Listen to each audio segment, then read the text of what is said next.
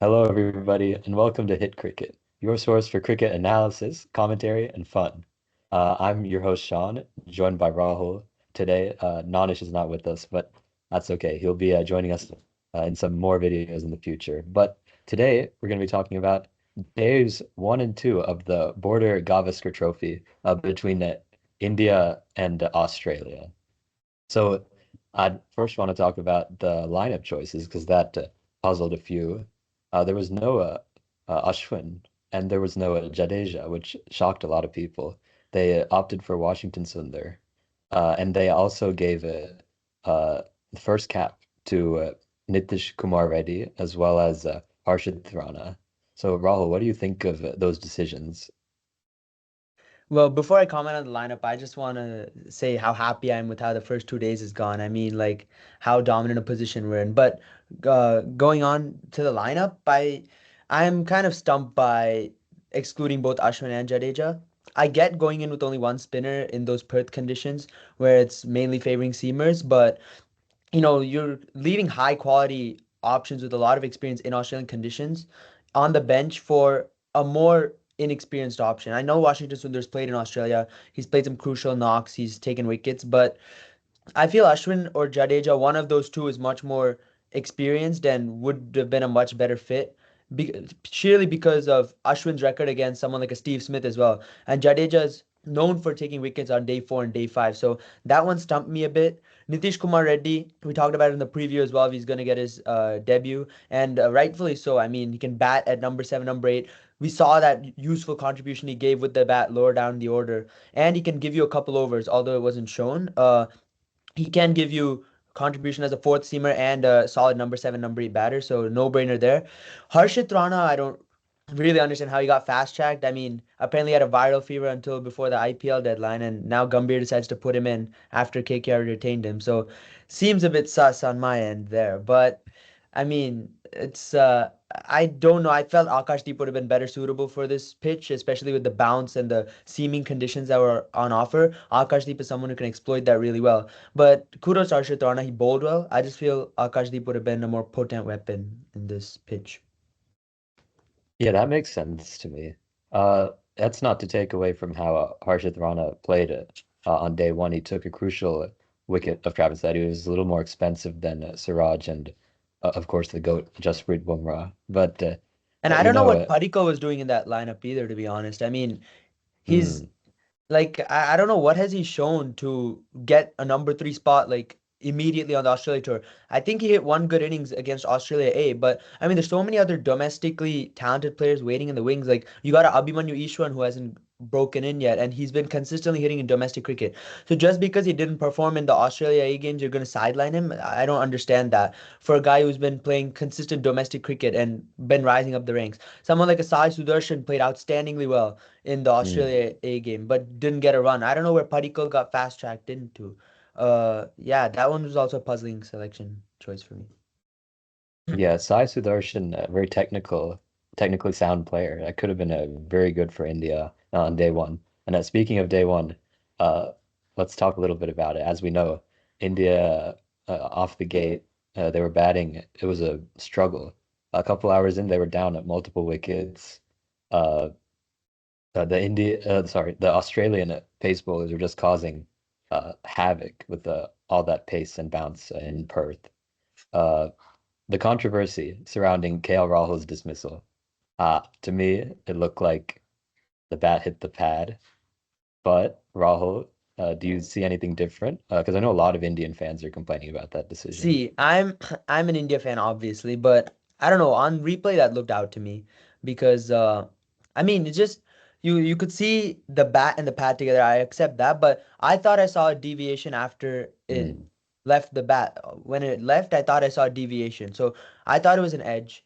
And also, yeah, it like in full time replay, also it just looked out. I mean, Kera was complaining, but it just looked out. But I don't agree mm, with the fact that they decided to overturn the original umpire's decision of not out. exactly. That is something that I disagree with. Yeah, that was another big talking point as part of the controversy because they had initially not ruled it as out. Then they just switched it. after looking at the replay. So that was puzzling to say the least. But I think KL Rahul got the last laugh on day two, to be honest. So Yeah, I there's mean, still a it ways to looked go, out to me, but but given the original decision, I would have stayed with it.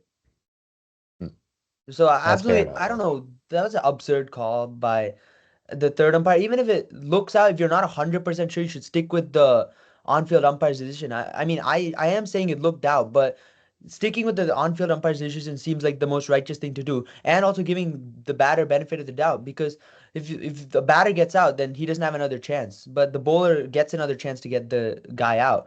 Not taking anything away from the bowler, but I mean, you just got to stick with your original decision when you have no conclusive evidence to overturn it. I just felt that was a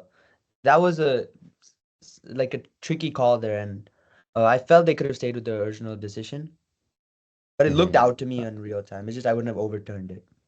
Yeah, I completely agree with you. But I mean, that doesn't take away from how well Australia bowled in that first innings. As you said, Padikkal really struggled.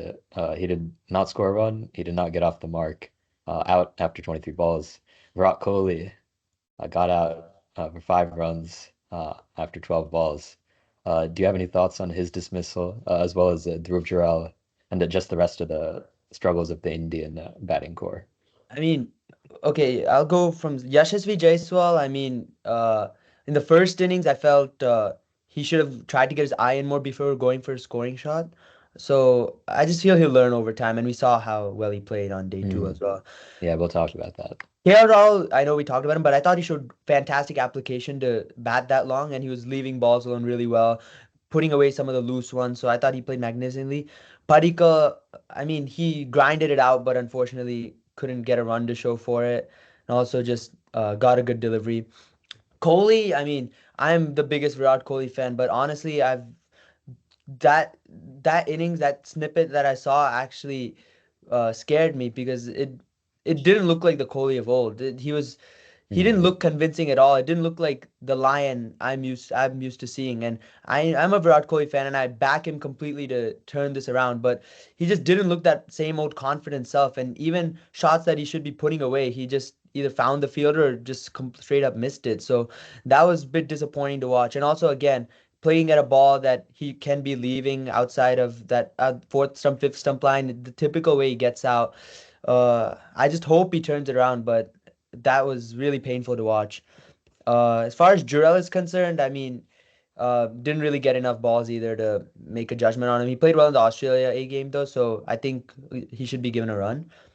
But then I thought Rishabh Pant and NKR were the stars of the batting. I mean, that Hmm. shot Rishabh Pant hit over fine leg for six, like sweep scoop, that is out of this That was world. incredible.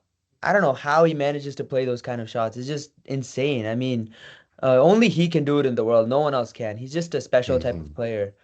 And then he just has no fear in this format, which is why it makes him so dangerous. He's already one of India's best wicketkeeper batters in Test history. Might become the best the way he's playing. And then NKR on his debut to show that much application. I know he got lucky with one call that went in favor of him early on in his innings, but the application he showed and the aggression he showed against the likes of Nathan Lyon and the Pacers was commendable to watch. And he was able to bat with the tail like Rana and Bumrah as well to get some valuable 20, 30 runs. That is crucial on a pitch like Perth, where runs are hard to come by. So yeah, India definitely did struggle, but I feel and Nitish Kumar Reddy and Rishabh Pant really saved them out of what could have been a really deep hole. Yeah, I completely agree. NKR on his debut showed a lot of intent, and that's what India needed to get out of that hole. And scoring 150 after being down so many wickets early, I think, given how they bowled it in the second innings or the first innings for Australia, I should say, uh, that really set them up decently, I guess. So, talking about Australia's first innings. Uh, cometh the hour, cometh the man. Jasprit the Bumrah, incredible, just absolutely tore through Australia's uh, opening batting lineup. He took the wicket of Khawaja, McSweeney, and Steve Smith. So it was a back-to-back as well with Khawaja and Smith, I'm pretty sure. So that was just remarkable to see. Time and time again, Bumrah just shows up for India on every format, and that's why he's my favorite player, and that's why he's one of the best bowlers of our generation. So, thoughts on India's bowling performance? You want to give some shout out to the other guys too? He's not one of the best bowlers. He is the best bowler of our generation. I mean, what a player. I mean, to after getting bowled out for 150 to just come with that fire, it reminded me of the way they played reminded me of when Kohli was captain. That same aggression, that same fire, and just that never say die attitude to like in Australia's own backyard to wrap them up like that was fantastic. I mean, Jasprit Bumrah is a legend, and the spell he bowled, I don't see a better spell being bowled for a long time. That was he tested the bat on almost every delivery, getting big wickets like Usman Khawaja and Steve Smith, which is the backbone of that Australian batting lineup, is no joke. And that too, he ripped them out early in his first spell itself. I'm pretty sure. So, Mhm. unbelievable. No words to say, but. Uh, I mean, the way Mohammad Siraj complimented him and Harshit Rana also chipped in was, I think, the key because as I said in the preview, Jasprit Bumrah can't do everything by himself. He needs the fast bowlers around him to support him so that there's a element of pressure when the batters are playing him. If there's runs being leaked at the other end and there's no pressure, then Bumrah won't be as potent. So I feel that Siraj and Rana stepping up really helped Bumrah to be his even more lethal self. And that's why I'm really glad with this performance because every fast bowler that bowled stepped up and took the initiative to not only control runs but also pick up wickets and just make it like hell for the batters. And yeah, it was just a magnificent bowling performance as a whole, and Australia just had no answers. I mean, you can tell when Mitchell Stark is the highest scorer and the guy who played the most number of balls that batting was not easy out there, and our boys made sure to make it hell for them. Yeah. Speaking of Mitchell Stark, India struggled to get the tailenders out this time. They could have gotten out for an even lower score, but Stark just stayed in 112 balls. He was able to just he just kept it going. But uh, yeah, credit where credit's due. India bowled exceptionally, and it's crazy that they only limited them to only 104 runs. But uh, as we can see, India in day two, after they got Australia out, uh, the batting it took a turn. I don't know if it's the surface or if the pitch just got more conducive to batting, but they aren't down a wicket yet, and they have more runs than they got in the first innings. So uh, Jaiswal, he played it incredible. I mean, it's apparently it's his slowest 50 in Test cricket for India, but that just shows he was able to play with so much more patience against this tough Literally. Australian pace attack. And KL Rahul always classy. I mean, just slowly going and staying in, not losing his wicket. I mean, India had a perfect end to day two, I'd say. What are your thoughts, Rahul? Yeah, absolutely. But before we go to India, I just wanted to say one thing about the Australian innings. I mean, the I just want to talk about like Steve Smith. I mean, the way he got out, like first ball itself, that's usually a ball he puts away to the boundary. I mean, it's I know it's swinging, but on the pads, uh, close to a half volley length, he usually puts those away for four, at least blocks them out. So it's I just wanted to like say how it's really sad seeing two legends of the game, Virat and Steve, really struggle for form, and because everyone pitted the series to be against those two number four batters. Or whenever you think of India Australia, you think of Virat Kohli versus Steve Smith. So Hmm. just seeing both those batters struggle is just really sad. But moving on to India's second innings, I mean, what a performance! It just completely took the game away from Australia. I mean, Yashasvi Jaiswal, we all saw him as a T20 batter. As I mentioned in the preview, like everyone sees him as a T20 batter and doubts his potential to bat in tough conditions, bouncy conditions like Australia. But I mean, he showed his class. It's not even the fact that he got the runs, but it's how he got them and his application in the crease. The just able to play 200 balls in a foreign territory is the biggest positive in my opinion. And the fact that he started off slow, made sure to apply himself, leave the balls initially, play with the solid defense, and then expand as the day went on to play more attacking shots, his natural game. I thought the way his innings progression was phenomenal, and he's in the nervous 90s, but let's see tomorrow. And then KL Rahul, I mean, classy Rahul. I mean, what a player. He's one of those unfortunate guys in Indian cricket who just doesn't have a stable role. But I mean, whenever you call upon him, he just delivers. And in Rohit Sharma's absence, you needed that stability at the top of the order. And even in the first innings, he played a rock solid knock, although he got out early. This innings, he made sure to carry on, and he's batting brilliantly. I mean, his technique of leaving is great, I think.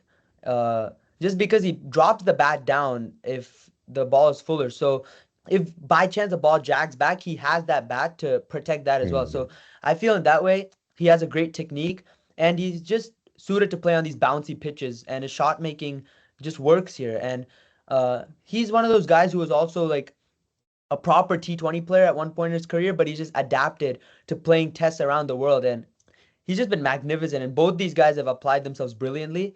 As you mentioned, the pitch did become more favorable for batting because it did slow down a bit, and there was not as much carry for the fast bowlers, and it did come on a bit slower to the bat. There wasn't as much bounce or seam movement, so in that way, it was a good period for our batters. But still, you have to apply yourself to get runs on these kind of surfaces. So hats off to both of them. And this position is just absolutely like dream worthy in foreign conditions, especially when you're coming off a 3-0 loss in the previous test series. To be in this kind of position, 220 odd runs in the lead with all 10 wickets remaining, you can really bat Australia out of the game by keeping them on the field for 120, 130 overs and really take a mental hit for the next four tests to follow as well. Just tire the bowlers out completely here. And then, although there's a break coming up, just hit them mentally so that they can never come back up. So India is in that position to take both a physical and a mental hit on Australia. So yeah, dream position to be in. Couldn't agree more. I mean, uh, let's hope Jaiswal can hit that century and as well as KL Rahul. But Fingers crossed. I saw the Australian coach saying that bringing in that second new ball is what they're waiting for, just to get that extra swing and things of that nature. So, do you think that could breathe some life into Australia's plans here? Nah, bro, Australia's done. I mean, like, what are they? That shows a negative mindset. If you're saying you're waiting for something to happen, I mean, well, that doesn't show that you're on the attack. I didn't read the statement, but based off what you said, there's still 23 overs left for the new ball. I mean, if you're gonna wait for 23 overs, India's gonna hit another 100, runs, and then your score's already at 320, 330. You're not chasing 320, 330 on this surface in Perth, especially when there's cracks opening up, and there's still something for the bowlers. So I mean, Mhm. they're already dead and buried if they're waiting for the new ball to come by. Because even when the new ball comes, it might get more difficult, but that also gives an opportunity for more run scoring as it's a harder ball comes onto the bat a bit more. So I mean, that just seems like a negative mindset to me.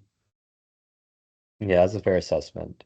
Um, do you think the middle order batsmen of India can keep the momentum that they got today?